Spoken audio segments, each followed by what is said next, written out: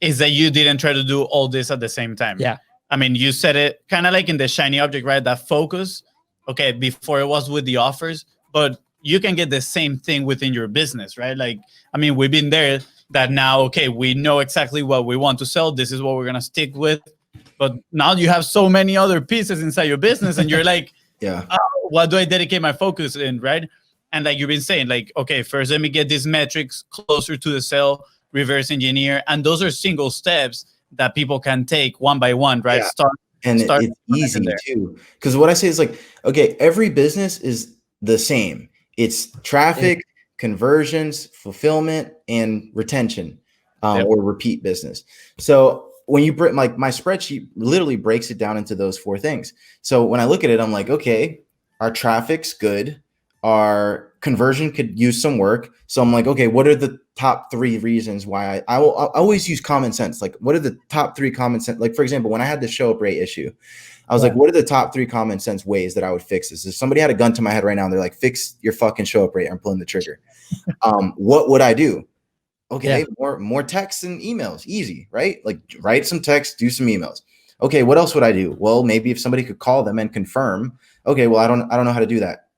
Pull up my browser, google.com, call center to confirm appointments, enter. I look at the first 3 that are buying AdWords. My logic is like, well, if they're buying AdWords, then they must have a good product because they can afford to pay for traffic.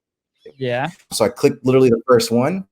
I'm like, okay, they're probably spending the most to acquire a customer. That means their process is probably the most solid. This is just a lot like, this is gun to your head logic. And then I get on the phone with them. They're like, okay, what do you want us to say? I'm like, oh, I don't know. Just say that, hey, I saw you just booked a call and just confirming. And that's pretty much it. And they did that. Boom, instant show up rate. And then the last thing. So again, I look for the first 3 things. What are the 3 logical ways to solve this? Last thing is, are you letting people book too far in advance? Because I know personally, I forget shit if I book more than 3 days in advance. Yeah. So I shortened my booking window. Boom, 75% show up rate. And that has an instant ROI on the back end, instant return on the back end, because it's the same marketing dollars, it's the same everything. More people are just showing up to the calls.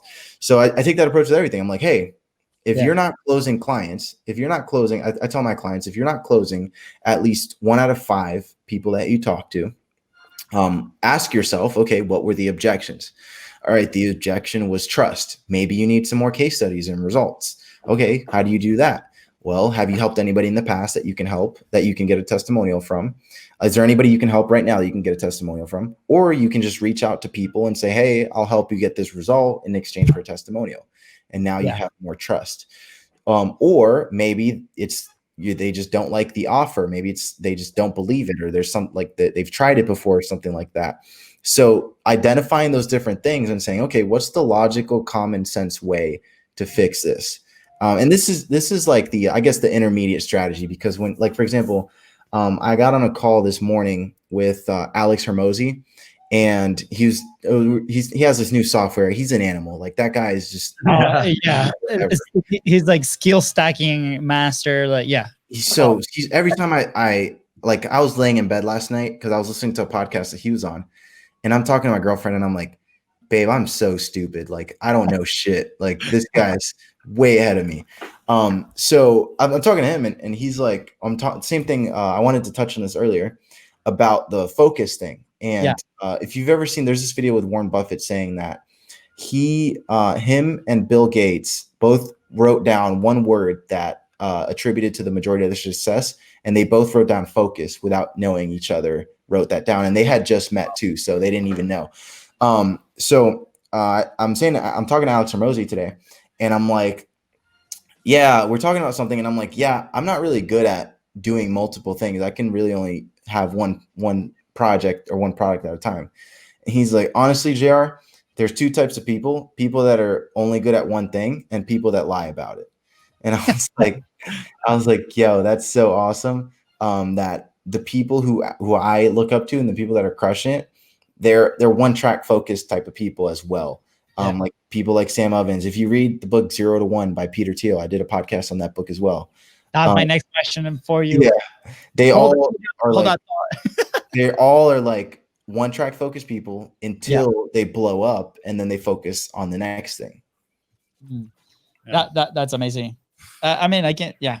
I mean, This episode this. is I mean, full of good stuff right here. yeah, I have a battle every single day, almost, with my wife, because she's a very smart, like book smart, right? And she's a doctor, and I tell her, like, there's no such way as multitasking. That's impossible. You just switch your attention from one thing to the other very quickly, but it's impossible to be productive that way. So I'm gonna just cut this clip and show it to her.